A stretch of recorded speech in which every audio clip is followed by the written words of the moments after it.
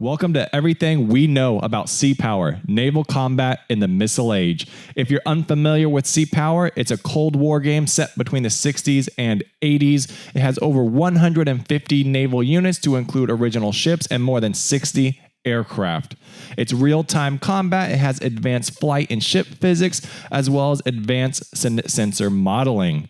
But the game is releasing into early access on November 12th, so let's dive into everything that will be releasing with Sea Power.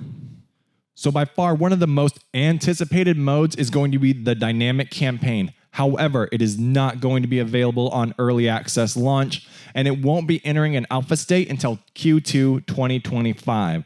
So while that is right around the corner, you must be patient because it could actually get delayed, because once Sea Power goes into early access, they're going to discover new bugs, different features, and I'm sure there's a different team working on the theater scale campaign. However, it could be delayed a little bit. It's one of my most anticipated features, and it's something that's really going to improve the longevity of Sea Power. However, it's just currently not available on launch, and it won't be available for quite some time. So patience is going to be key. There are a few features that are available on launch that are going to make the game a lot more, that's going to add a lot of replayability, and we're going to dive into those. So without the dynamic campaign, you're probably asking yourself, what do you play after the game releases? Well, after you beat all the scenarios. Well, the biggest feature that's releasing that I'm really excited for is going to be the mission editor, and there's also going to be Steam Workshop support. That's really going to improve the longevity of the game, especially after you beat all the fictional and historical scenarios. You're really going to be able to dive into other people's creations and to see what they create in the mission editor. There's so many different types of units, there's so many different types of aircraft and weapon systems and just different ground objects that the world is truly our oyster. And really that mission editor is really going to add a lot of replayability. It's something I'm really excited for. I really love creating missions for the community in all types of war and strategy games.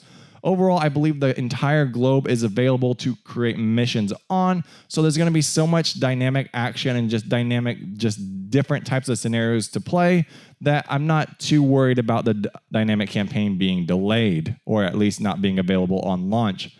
Overall, there's so much to offer within the mission editor that it's honestly probably one of the things that's going to provide the main longevity to the game beyond the dynamic campaign, because the dynamic campaign is truly going to be dependent on how well the AI is programmed. But that is one of the main features I'm excited for, and I really can't wait to play that. So there's going to be over 20 scenarios, both historical and fiction, when the game launches. Those are going to be primarily developer designed, and we're going to be play testing them and exploring them once the game comes out. That's really not a lot of default content. However, the mission editor is really going to allow you to explore different conflicts that took place during the Cold War. Things like the Gulf War, the Falklands War, the Middle East, the US Navy in Vietnam, the Cuban Missile Crisis. All these wars can be explored within the scenario editor, and possibly the developer may touch or recreate some of those as well. While they don't provide an exact list of the names of the scenarios being released or really what they are, it's just up to us to interpret and hope we get some good naval combat, especially some good historical ones. There was a lot of high-intensity conflicts during the Cold War, and I want to see how they develop their fictional encounters as well. Unfortunately, there is only 20. I know I said that earlier, but that's just what we get with. Well, it is over 20. I'm excited to see what they are, how they play out. I'm really excited to do some naval to land combat and just test the different types of weapon systems, because there's so much in this game, and I really want to explore how it works and how they intertwine with each other, whether that's naval beach invasions or if that's just some ASW out in the open ocean. Overall, 20 scenarios, something I'm super excited and super happy to look forward to, and I hope we get more in the future. All right, there's an absolutely massive Cold War arsenal that's going to be at your fingertips. We're talking 150 different naval units, more than 60 aircraft, because we're going over 20 years of war right here, or 20 years of conflict, 130 weapon systems, and 50 different ground objects. So we're talking surface-to-air missiles, radars, enemy tanks, hostile vehicles, things along those lines. Obviously, buildings. All of those are going to be available in different forms. So you're really going to be able to conduct suppression of enemy air defense missions. You're going to be able to do some complex and complicated ASW out in the open ocean. deploy just decoys. And overall, there's a lot of weapon systems. There's a lot of naval units. And one thing I really want to explore is the different weapon systems. I want to know what's available. I want to know what we can use on the battlefield, how I can use that in naval combat versus like naval to land combat or even like subsurface combat. Overall, there's so much in the game. There's a massive Cold War arsenal. There's a lot of weapons. There's a lot of naval units. And I hope to see some decent modding once it comes out and really create like this beautiful and wonderful like complex tactical combat. All the little things will be coming with sea-powered naval combat in the Missile Age as well. We're talking like fantastic ship design, good destruction modeling, proper use of sensors. So if you're trying to do sub-hunts under the thermal layer, you're going to be able to do that. There's just tons and tons of different types of content and tons of different types of modeling. So it's really this fun, not so much like simulator, but like a fun strategy game with simulator aspects. So like a light sim. But overall, I mean, all the bells and whistles are going to be there. They're going to be refined during early access. There will be bugs because it is early access, but hopefully the developers can work their way through them and kind of see and I want to see what they come up with and what they fix.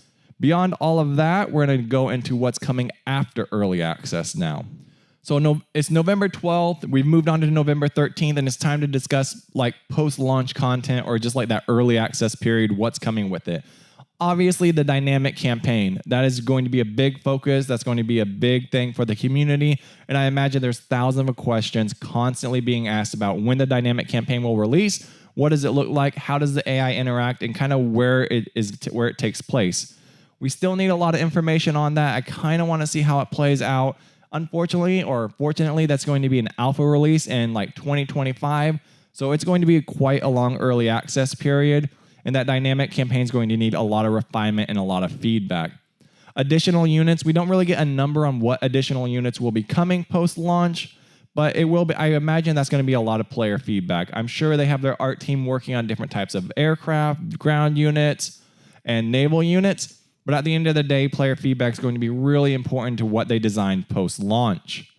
And then the biggest one, by far one of the biggest things, is going to be that improvements to the AI. So there's primarily like a lot of mission scripting, a lot of scenario design. They talk about how the AI works kind of tactically, but if it reacts tactically and kind of doctrinally, then that might kind of bug a few people. But they do say the AI does have a few tactics up its sleeve, and it does try to behave as it would in the real world. But you can do a few things with it to kind of just have some fun. So there's going to be lots of improvements to the AI, and if you've ever played a war or strategy game, you know that AI is going to take a long time to fix, a long time to refine, and it's just it's just one of those things where you don't just release a game and then you never tweak or touch the AI.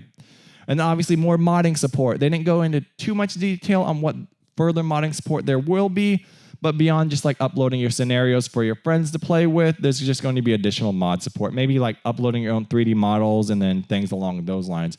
So sea power, naval combat in the Missile Age, the developers summarize it. The game's attention to detail and historical authenticity includes advanced ship and weapon physics, sensor modeling, and dynamic weather systems, all combined with a richly detailed 3D graphics that bring the Cold War gone hot scenario to life. The entire planet is your combat playground. Now, how sea power, naval combat in the Missile Age can fail? Well, it's an early access launch, and it's not launching with a lot of scenarios. Oh, I mean, there's over 20, but it really depends on the length of those scenarios, the complexity, and whether or not they're fun or not. So Sea Power does have this chance to kind of like miss that early access launch and really struggle, really struggle with like retaining players or like finding that nice player base. So the early access launch is truly going to be dependent on the community and the community's feedback and how the community creates and shares scenarios. So it's important for both the developers and the community to work together to really hammer out the bugs, the scenario design, and really put forth a lot of content and be ready for that dynamic campaign, because a lot of people are excited for the dynamic campaign, and that's not right around the corner. The game really depends on players and the community around it at this time. So hopefully we get some good modders, hopefully we get some good scenario builders, and they really come together and attempt to build and create fantastic Cold War combat in the Missile Age. overall, Sea Power is a game I'm extremely excited to check out. I'm extremely excited to play, and I can't wait to get my hands on it on November 12th. And if you enjoy this type of content, please leave a like, comment, subscribe, all of those wonderful things. Check out the links in the description, and I hope to see you guys next video, and I'm excited to check out your scenarios. So that's all I have. Peace.